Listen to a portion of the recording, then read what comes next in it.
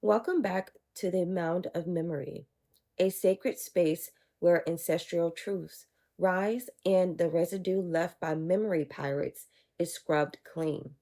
Come on in, take off your shoes, ground yourself, and prepare your spirit and mind to receive what's real. Here, we don't just speak history, we revive lineage, reclaim legacy, and honor the council of memory.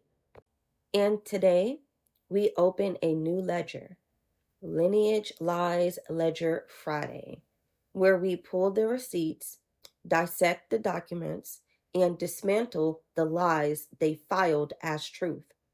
These are the facts they hoped we'll never find.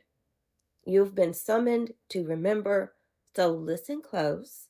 The ancestors are watching. Before we begin, in today's council fire, I'll be using terms like black, white, mixed white native, and European American. Not because I believe in rigid racial classifications, but because these are the tools name eaters carved into the language, and sometimes we have to wield them to make the message land. I choose my words intentionally, not to coddle, but to clarify. Outsiders aren't used to seeing their identities hyphenated. So when I say European American or white native and your gear starts smoking, don't short circuit in my comment section. If the terminology causes internal combustion, go blow up in smoke somewhere else. This memory circle is for those who can handle the fire, not those who fear the flame. I wasn't planning on talking about this today, honestly. I'm tired and low energy, but this topic keeps coming up in my comments. So I want to clear the air once and for all. If you're someone who gets triggered by terms like mixed white or you're all about political correctness, you might want to click off this video now. I'm not here for the arguments or to go back and forth. I said what I said. I said what I said. Okay. When I talk about mixed white individuals, especially those racially classified as native but genetically white, I'm talking about how whiteness operates like a membership. Racial classifications are not factual, they're social constructs, tools invented by governments, census bureaus, and land leeches to control identity and gatekeep access. These individuals leverage their proximity to whiteness to gain positions of authority in academia, archives, federal recognition boards, where they systematically erase reclassified Aboriginal Americans from the record, all while pretending their hands are clean. But their hands aren't clean. They're drenched in blood and deceit. That's not innocence. That's the weaponization of whiteness, a direct assault on our people's blood memory. When I say someone is a mixed white native, it's not confusion or disrespect, it's clarity. This is about naming the truth, not softening it. And I need to say this loud and clear. Aboriginal Americans and Native Americans are not the same. Anyone can be Native by definition, meaning born in the place or belonging to it. But not everyone is Aboriginal to the Americas. Aboriginal Americans are the original people of this land. Mixed white natives claim that reclassified Aboriginal Americans are confused, mistaking white ancestry for indigenous roots, but that's projection. These same people are often multiracial, heavily white, and rely on yeast yodeler talking points to dismiss the truth of what happened to us. They'll say we're too black or too African to be indigenous, knowing good and well that many of us don't even have African ancestry. They use blackness as a shield to distract the public. It's a diversion tactic. Because if people stop looking at us and started looking at them, they'll see how many of them are steeped in white or European ancestry, papered into tribes and gatekeeping indigenous identity and resources. But they don't want us talking about their whiteness because that threatens their money from the United States government. If enough people realize these individuals have little to no indigenous blood, the truth unravels. Once the government sees that too many of them are white on paper, the funding stops. That's the real fear. That's why they rush to our comment sections to silence us. That's why they make 1,000 videos calling us wabos, accusing us of native erasure, because they know the reality of the situation, and that in itself terrifies them. They have built their entire identity off proximity to whiteness, and they have been treated as the face of indigeneity because people have been conditioned to only recognize it when it mirrors whiteness. But once people realize that being indigenous isn't about pale skin, federal cards, straight black hair, or approval from lineage thieves, once the masses see that the standard they have clung to is just another trick of the Clorox coven, they won't just lose their pedestal. They'll lose everything built on the fog of memory mirage they cast around their true selves. That's the terror deep in their bones, not the strength in our blood, but what our presence unmasks within them. Because when the world stops worshiping whiteness as the gateway to legitimacy, when the veil of illusion lifts, the false gods of lineage thieves fall, and with their fall, so crumbles their power. Mixed white natives acting like it's hard to be recognized as indigenous are just playing a role to protect their own interests. We've seen how land leeches weaponize labels like freedmen to erase Aboriginal Americans from their history and deny Seminole freedmen the rights and benefits they deserve. I looked further into what happened with the Seminole freedmen, and here's what I found. The Seminole Nation grants freedmen only limited citizenship rights, and several other major Oklahoma tribes don't recognize their freedmen at all. Even though treaties signed in 1866 guaranteed freedmen tribal citizenship, those rights have been chipped away or revoked over time.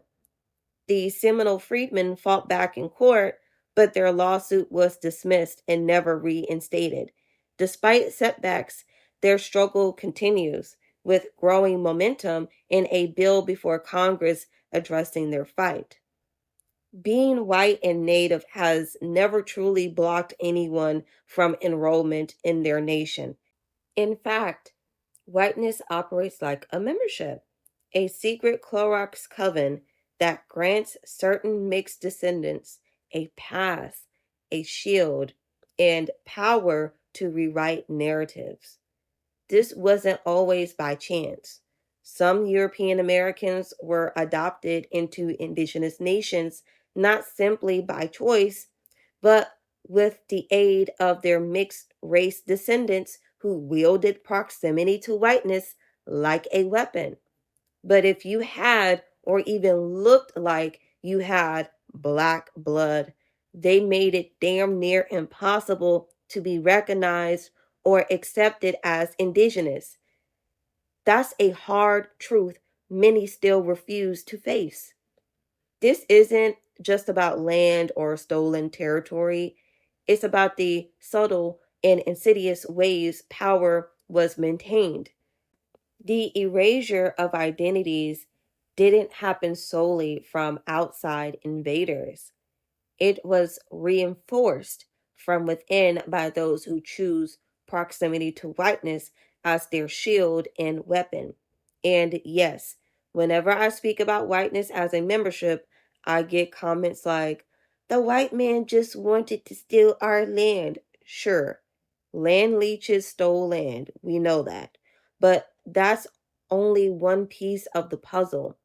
What many don't see is how the white man gained access and control through their mixed offspring who did their dirty work for them by erasing tribal identities from within. This erasure wasn't just from outside forces, it was bred into the system by those raised between worlds, often elevating European ancestry to destroy indigenous identity. And it's still happening today. I see so many say, I love me a white man or I need me a white woman, yet get mad when I say that supports the Clorox Coven. Y'all feeding the system that's designed to erase you, plain and simple. Also, if you get mad at me for saying European American, but use terms like Black American, you need to check yourself. There's no country called Black. Some of y'all will probably say, Kemet means black. However, English isn't the original language of Kemet's people. If you truly believed you descended from Kemetic ancestors, why cling to Black American instead of Kemetic American or Egyptian American? That tells me you would rather hold on to memory pirate terms than fully reclaim your ancestors' real identities. And that's the problem. Names are cast like bones upon the fire. Some we catch, some we let burn. People choose which shadows they wear and which they banish to the night. But when the smoke shifts and the names step beyond the known circle, suddenly the ground trembles. Call your mother a no good, backstabbing, big back thieving heifer if you carry the blood and the betrayal behind that name. It's no insult, but the crackling of raw truth. But without that knowing, most will lash out, trying to smother the fire with smoke and fury, blind to the heat that still burns beneath. We all dance in this web of names, spells woven to wound or to shield. Some we weep for, some we brand back with ancestral fire. Here, within the mound, the power lies in choosing the names that bind us or break us. For names without the story are but shadows without shape. And in this council, we honor the shapes hidden in the smoke. This isn't about political correctness or identity policing. This is about reclaiming memory and speaking truth to power. And if that makes you uncomfortable, maybe you need to ask yourself why. This isn't about shaming mixed individuals or demonizing them. Mixed white natives are multiracial, and that's not the issue.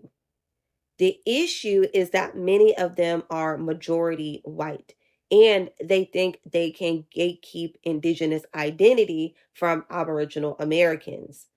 Mixed white natives need to be reminded of that foreign ancestry they have and stop pretending they are the only ones who can possess indigenous blood.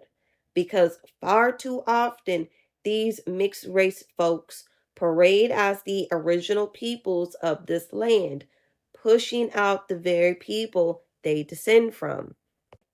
I'm not ashamed to say I'm mixed too. I am a mixed Aboriginal American woman. I have come to terms with that. However, the difference between me and them is that I don't hide my ancestry. These folks often do. Mixed white natives rebrand their European lineage as indigenous legitimacy when it benefits them, then pretend it's a burden when it doesn't. That's the game. It's what land leeches and memory pirates have used for generations to erase Aboriginal Americans from memory, from history, and from the record. And no, this conversation isn't new. In fact, I'm going to end this video by showing you another video I made over a year ago because I've been talking about this. The natives themselves have spoken about being called white native long before I ever did. Even in academia, whiteness is hyphenated all the time. White Hispanic, white Latinos, Euro Latinos, etc. So let's not pretend this concept is foreign. All I did was research deeper. All I did was tell the truth plainly. Thank you guys for watching. I'm going to go ahead and show y'all this video I did over a year ago, and I won't come back with further commentary. Be sure to drop a feather in the comments to let me know you have made it this far in this video. May the blood memory keep you grounded. May your truth remain louder than the paper. And may the Council of Memory remind us we are not what they called us. Calling someone white native wrong. Absolutely. But the white privileges that are gained through systemic racism that only apply to light skin tone native, otherwise white passing natives, true. Very true. Been experienced as a dark skin tone native. Seen a lot of both sides, problematic, and those who know that they have privileges and use that to their advantage to help their own people. Performative activism, very true. A lot of that surrounding MMIW movement. A lot of problematic indigenous peoples objectifying their own people, perpetuating false ideologies of what they look like, talk like, etc., while exploitation of their own sacred culture for personal gain or clout. Very true. Do I think everybody participates in this? No. I think there's a lot of genuine uneducated people. So that's what we do. We try to educate. But anyway, so I want to go ahead and talk about this term I've been using in my videos, mixed white people, because it has people just shaking in their boots, just snarling and foaming at the mouth because they just cannot believe that I use these two words together. Mixed white people. Oh, Yana, there's no such thing as mixed white people. There's only mixed or white or black.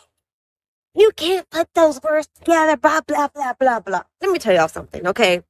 Because one thing that people are going to have to get through their mind is that on my channel, I have an open mind, okay? And I don't see things with a closed mind.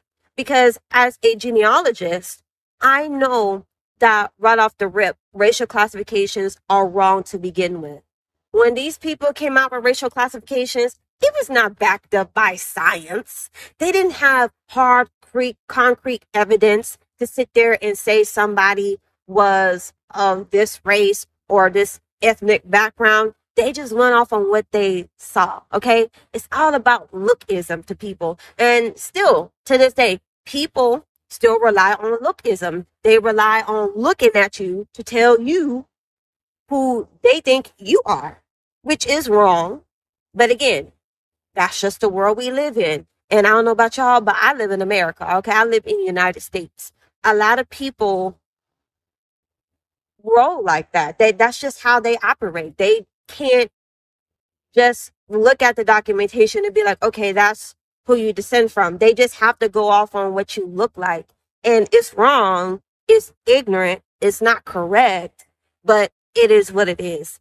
And, you know, it's no shame too, because I'm like that sometimes too, especially with these $5 Indians and these mixed white natives. I'm definitely like that with them too.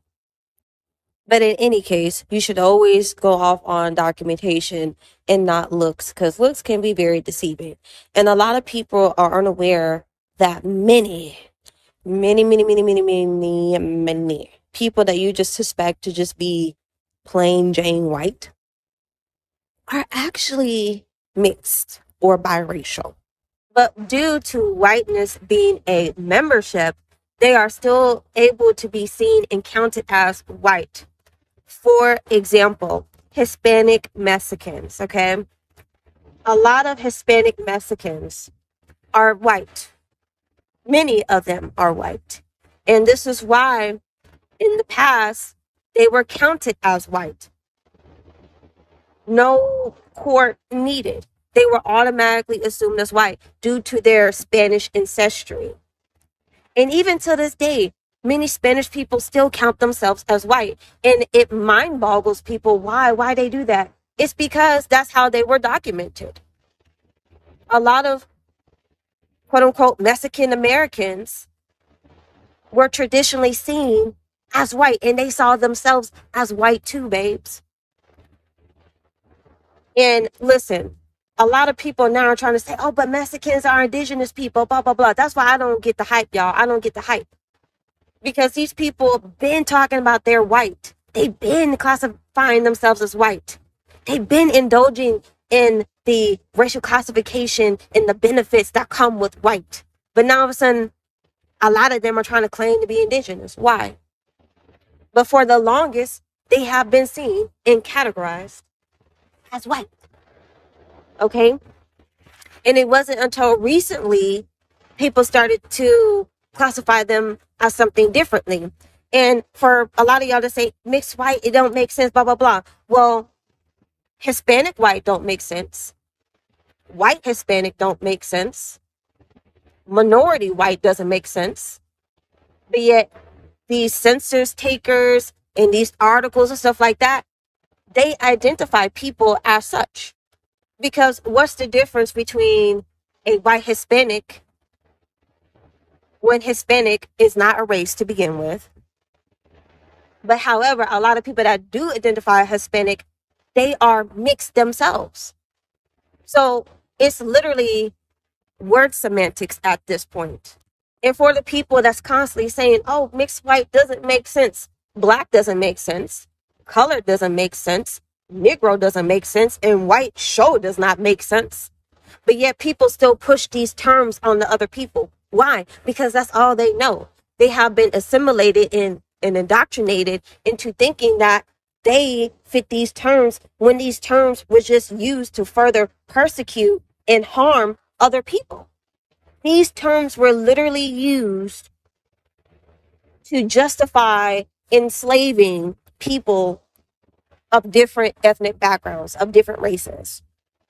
So none of these racial classifications make sense. Okay? People have just been brainwashed into thinking that they do. But not only is whiteness a membership, it's also a theory too. So is black. Most definitely black is too. None of these things are really based off on biology. It's just vibes and the narratives that the powers that be is trying to push. It's the whole reason why Italians, Slavic, and Greeks and whoever else wasn't first categorized as white when they came over here. They did not want these people in the same room as them. They did not want to be categorized as the same as them until they made up a plan for it to benefit them. And that's why these people today are now categorized as white when they wasn't in the past. So we have to think, y'all. We can't sit there and just be like, oh, well, that's not how the racial classification is supposed to be used. Think for a second. Think, take a breath, and think. Okay? Because some of y'all be getting so mad when people do not use racial classifications the way that you think they should be used. So yes, a mixed white person is a person with mostly white ancestry, but still have admixture in their ancestry. So I came across this article called Why Are Some Latinos Drawn to White Supremacy? And it pretty much zooms in on everything perfectly I said in this video. So I'm going to go ahead and read this paragraph right here. Anyone who has a passing familiarity with racial categories knows that in the United States, Hispanic or Latino is an ethnicity and not a race. Many Hispanics also identify as white and many don't. And America has a long history of enmity towards various ethnic groups, Italians, Irish, and Greeks among them, that eventually subsided as those groups came to be considered white. So anyone who denies that a Latino man could also be a white supremacist is probably ignorant. about the way race works and destroys in our country. So again, you have to research racial classifications in history to know why this is happening. Okay. And like I mentioned before, many Hispanics were originally considered to be white when it came to documentation. I know this because I saw this in my genealogy, and also you can just research it like I'm showing this to you right now. Okay, let's talk about another example. Came across another article. Why white supremacist groups attract Latinos to their ranks. And oh, this is the kicker. And I actually told y'all guys about this before.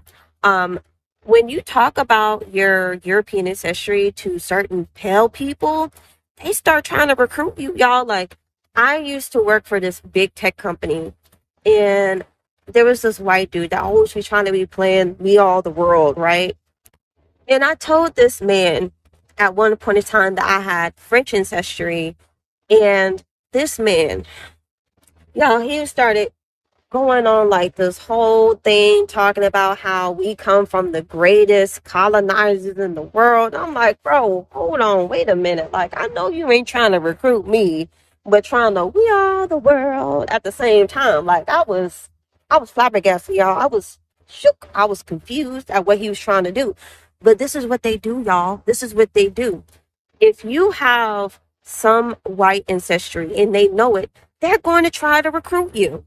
Okay? And this is why the term mixed white people comes into play. Because although they're not going to fully see you as white, but they're going to give you that classification in hopes that you would do their bidding for them.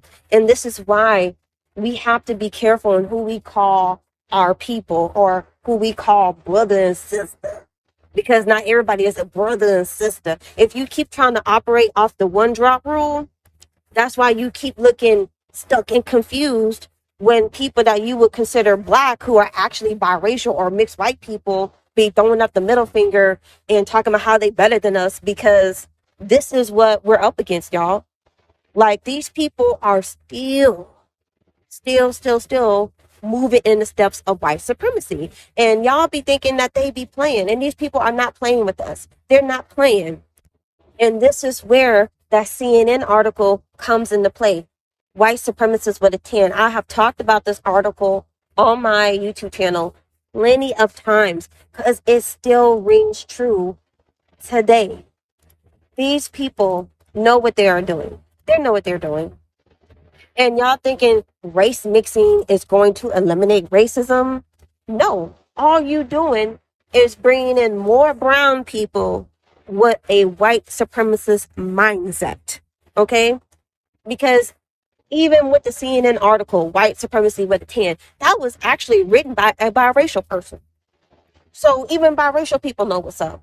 But somehow you melanated people, no matter if they identify with African or American, are still in the dark about this. They still in the dark when it comes to racial classifications and how they are used against people. So again, mixed white people is a thing, just like how they be trying to label as minority white, white Hispanic, Hispanic white, like those are real things because they know what they're doing.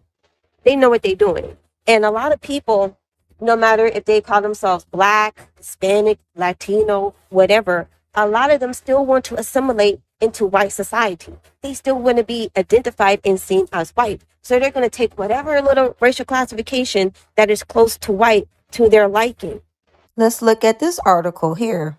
The Invention of Hispanics, what it says about the politics of race. The key takeaway is that assimilation has been a goal of Mexican Americans for most of their history, y'all. And when the 1930 census classified Mexican American as a race, leaders of the community protested it against it viciously and had the classification changed back to white. And even though I have ancestors who are biracial, they were trying to categorize them as Mexican American. So really, what is that telling you? What is that telling you, you guys? Like, y'all have to put 2 and 2 together. Because the racial classifications, how you think they work, they're not working the way that you think they work. They are working in the way that these pale people want them to work. Because any day, they can change a racial classification meaning or tweak the records to their benefit to allow more members into their society. Because as long as you want to assimilate into white society, as long as you're showing self-hatred that you want to be a white person, they're going to accept you. They're going to be like, oh, yeah, we can take you in. Yeah. You just got to do this. You get all the benefits. Okay? So y'all keep playing if you want to, but this is what we're up against. So I may do a part 2 to this. I'm not really sure. But if you would like to learn more about racial classifications, genealogy, history, all that good stuff, check out my book, Discovering American Genealogy, you guys. I wrote that book so y'all guys can get a better understanding of history and genealogy and how to research your genealogy. So definitely purchase it. Check it out on Amazon. The link is in the description. Thank you guys for watching. Don't forget to subscribe if you haven't. And until the next time. Peace out. Bye. Bye.